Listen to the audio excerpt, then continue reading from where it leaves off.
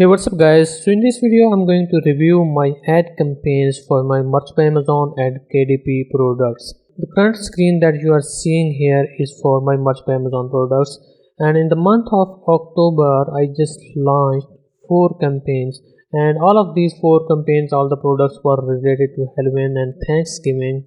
And the reason for me launching these ad campaigns for the month of October was just simple because I had few designs related to Halloween and Thanksgiving, and some of these were selling pretty good, so I just wanted to just push them through these campaigns. So all of the products that I had in these campaigns were the ones that were already selling.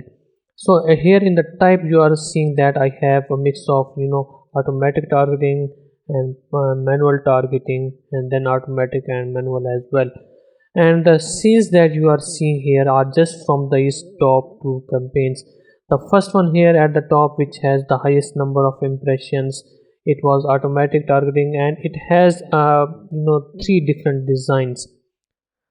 Now the sales that I got for this one only 6, while the one that I have in manual targeting, it has just one single, I would say just simple same design, and but you can see that it has got more sale as compared to the one that has 3 different designs closely related to one another.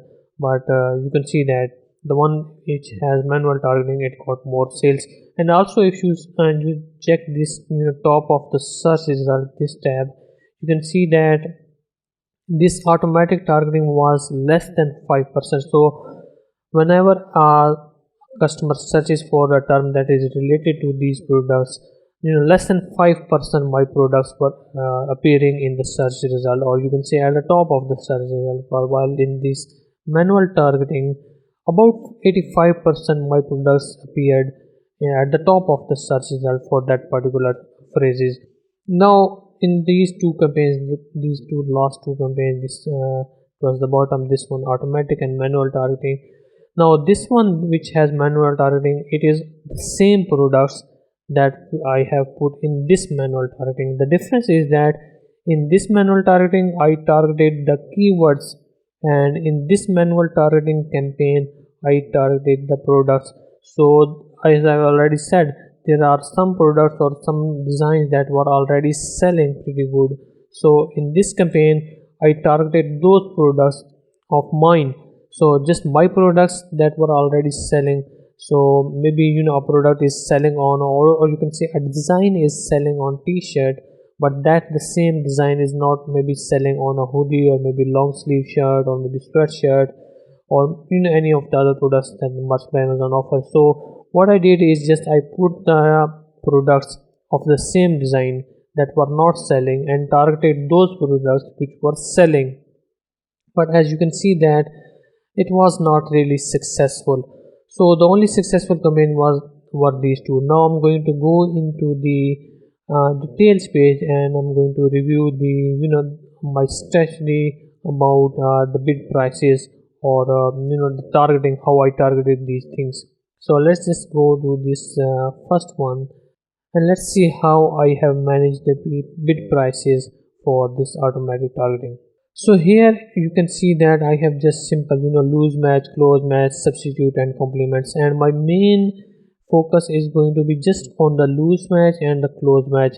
I was not really sure how the substitute are going to work, and then the complements, that is something that I'm not really a fan of. So in the bid prices you can see that the bid price for the loose match is slightly higher than the lowest price. So the range for these products, or you can say the keywords, the bid prices for those was 0.24 to 0.58, and my range was just slightly in the middle. So the suggested price is 0.32, so I would like to slightly keep it as according to the suggested price, or maybe slightly above the suggested price, but I would like to keep it in the at the middle point, or the midpoint of the range that they suggest. So that is for the loose match. And for the close match, the same thing, I would like to keep it between slightly at the midpoint. So you can see that the range is pretty high. So right about 0.34 to 1.0. So never, I would never would say that you can say that I would put the bid price to be $1. That is too high, especially for the automatic targeting products. So I would suggest that never ever put to the $1. You might get a lot of clicks, but you will not get sales. But here you can see that in the close match, all of the sales were actually coming from the close match. So the 4 sales that I got for this product, they all came from the close match. And I think, as you can see that the suggested price that I had, that is 0.41, that is just slightly higher than the lower price. It is lower than the suggested price, that is 0.56, but slightly higher than the lowest price. So you can see that it worked fine. So even if I just still run that campaign, I think I might get some sales, but yeah, I don't think so, because it was a Halloween theme design, and after the October, it is pretty useless to run the campaigns that are based on the Halloween theme designs. So yeah, you can see that my strategy was just simply put the bid price slightly higher than the lowest price that they are saying. I would usually go and put the suggested price, but sometimes I would just, if it seems to be too high, for example in this case that is 0.56, it seems to be too high for an automatic targeting. That is why I put it lower. But if it was a keyword targeting, specific keyword, I might have used this suggested price. Then there are substitutes and complements. I don't really care about the substitute and complements whenever I'm targeting the products according to the automatic targeting campaigns. I just usually focus on the loose match and the close match. Now let's focus on this second manual targeting campaign, that is this one, in which I got most of the sales, that is 9 sales. So in this one you can see that I have a couple of keywords. So broad, then there is one, this is the exact keyword, and then there are other keywords. So I don't have a lot of keywords for targeting under this campaign, just a few keywords. Maybe in some of the keywords I just put the word hoodie, and some of the keywords I just put the word t-shirt.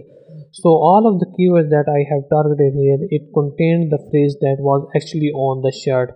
So the design you can say, so whatever the phrase that is in the design, I was just targeting that phrase, nothing else. And in this exact case, I have put the whole phrase, the complete phrase that I had on the design, I put it in this you can say in this category or in this section, and I made the keyword to be an exact type, and you can see that it gave me some good results. But in the most of the sales that I got was from this broad targeting keyword, and this was just half of the phrase, not the complete phrase, just half of the phrase, and match type was broad, and you can see that it got most of the sales, 7 sales. That's pretty good number. And this is the failed one. You can see that about 94% it appeared at the top of the search results, and it got 18 clicks, which is pretty good number of clicks, but it did not result any kind of sale. And you can also see the bid prices. Again, the bid price was slightly lower, I would say less than the suggested price, that is 0.43, and it is also lower than the minimum price in that range. But still I got to about 18 clicks. And whenever you are targeting for a specific keyword, I would say that just focus on the half the phrase and the full phrase. Put the full phrase in the exact and see if that works, and then half of the phrase and put it in a broad match type, and see how the results, what kind of results you get. And at the top you can see in this graph, you can see that I started getting sales from the start here. And from the sell price, for example, this one is $16.99, this is also $19.99. so the normal range for my selling products was about between $3 to $5. And if I go back here you can see that if we count this total 15 sale, even if I just let's say the average selling price was about $4, so you can guess that by spending $33, about $33, this whole campaigns were in profit. And even if I just keep the, let's say, consider the lower number, that is the $3. So 3 into 3 times 15, I think that is about $45. So still, after spending $33, my whole campaigns, all of these targeted campaigns were successful. Now let's go to the KDP section. So this is the result of my KDP campaigns, and as you can see that I did not get a single sale. I ran these campaigns for about 10 days, and after 10 days I saw that okay, I'm spending some money but I am not getting a single sale. So I think it would be pretty useless to spend more money and keep these campaigns alive for the rest of the month. So I just stopped the campaigns on 11th of October.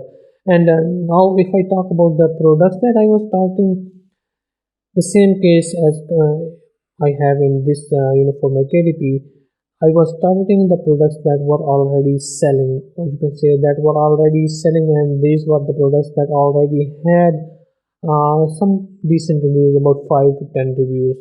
So I targeted these products.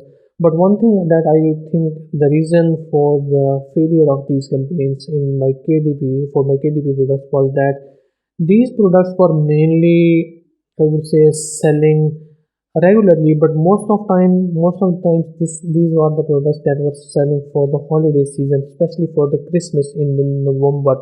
So I thought that maybe if I run the campaign for these products, and as you can see that both of these were manual targeting. So if I run the campaign for these products in October, maybe I get some early sale for Christmas, but that was not the case. So yeah, that was a failure.